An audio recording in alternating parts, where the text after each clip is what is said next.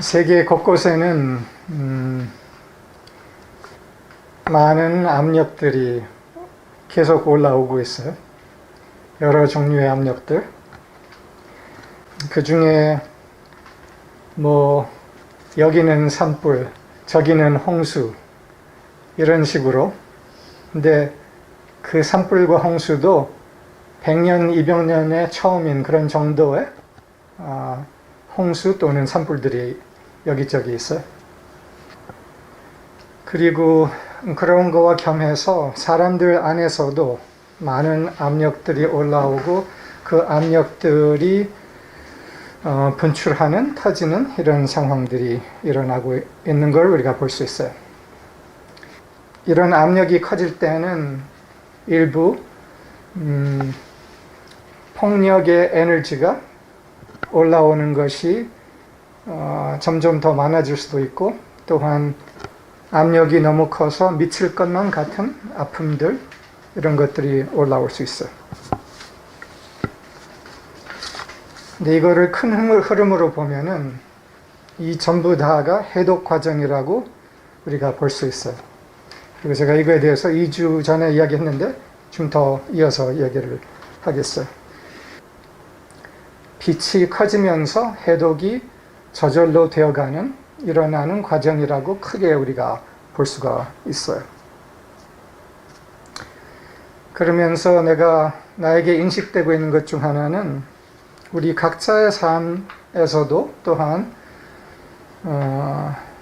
집단적인 차원의 삶에서도 과거에 치유되지 않은 것들이 다시 치유되기 위해서 그것을 retracing 한다. retracing이라는 것은 재현한다. 그 치유되지 않았던 과정을 재현하면서 새 기회가 온다. 그래서 이 재현을 할 때 이것이 재현을 통해서 치유가 될 수 있고 그냥 재현 되풀이 될 수도 있는데, 깨어있는가 아닌가의 차이가 치유 아니면은 그냥 되풀이, 이게 된다는 거죠.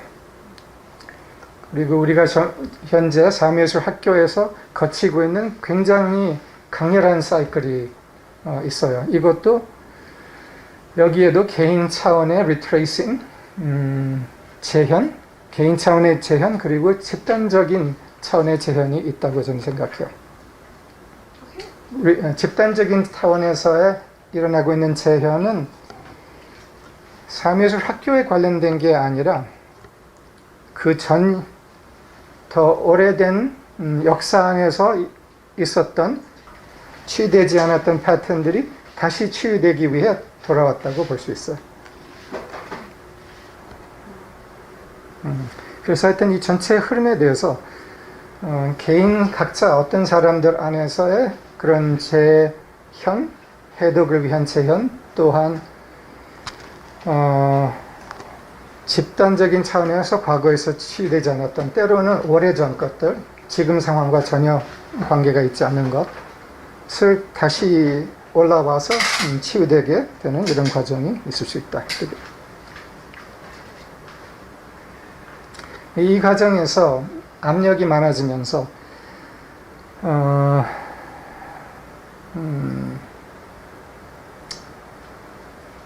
분노, 억울함, 때로는 폭력, 이런 기운들이 올라올 수가 있어요. 근데 그런 기운들을 우리가 서로 마주쳤을 때 어떻게 그런 기운들을 만나야 할까에 대해서, 그 능력에 대해서 말하고 싶어요. 이 능력은 우리가 많이 배워야 하는 능력이에요. 그런 상황들이 더 있을 수 있으니까. 간단하게는 이거요. 폭력을 만났을 때 우리가 어떻게 잘 대처해야 하는가. 때로는 이게 양쪽에서 그런 폭력이 있을 수도 있고, 때로는 한쪽에서 있을 수도 있어요. 그러나 뭐 양쪽이든지 한쪽이든지 우리로서 내가 그런 에너지를 마주쳤을 때 어떻게 대처하는가. 이것에 대해서 예수께서는 간단 명료한 두 말을 했어요. 근데 그 두 말에 대해서 많은 오해와 무지가 있어요. 그래서 그거에 대해서 좀 더 깊이 심도 있게 들어가려고 해요. 이 예수의 두 말은 원수를 사랑하라, 그리고 누구든지 내 오른편 뺨을 치거든 왼편 뺨을 돌려대며, 그러니까 왼쪽 뺨을 내어주라 라는 이 말이 있어요. 이제 그냥 일반 사람들이 이거 들으면은 원수를 사랑하라, 오른쪽을 치면 이쪽을 내어주라, 이거 진짜 바보 같은 짓이네 라고 생각을 하죠. 이제 그냥 일반적으로는 그렇게 생각하는데, 이제 그 다음에는 좀 더 그것을 이해하려는 사람들은 뭐 여러 식으로 이해를 해요. 여기에서 좀 더 노력하면서 이해하려는 사람들 중에서 이 한 뼘을 치면 다른 뼘을 내주라라는 말에 대해서 해석하기를 이런 해석들이 있어요. 참아라, 그냥 당하라, 그냥 착해라, 뭐 그 다음에는 온순하라, 유순하라, 부드러워라, 말랑말랑 노긋노긋하라, 고분고분하라, 수동적이어라, 여러 가지 해석들이 있어요. 이거 다 틀렸어요. 아니에요. 예수의 가르침은 수동적으로 인내하라라는 말이 아니에요. 완전히 다른 의미가 있어요.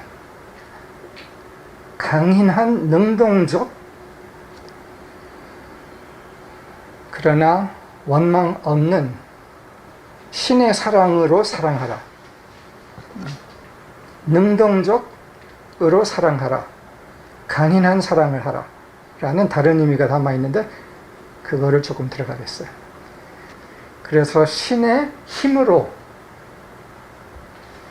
폭력을 만나라 라는 말이에요. 근데 그 폭력의 방법을 다른 뺨을 주어라라고 표현한 거예요. 근데 그게 어떻게 신의 강력한 힘, 존재의 힘으로 마주치는 것이 뺨을, 또 한 뺨을 주는 것이 어떻게 그런 것일 수가 있어? 이런 질문이 올라와요. 여기서 중요한 부분이 뭐냐 하면은, 우리가 폭력을 경험했을 때, 공격을 경험했을 때, 그 공격에 대해서 원망,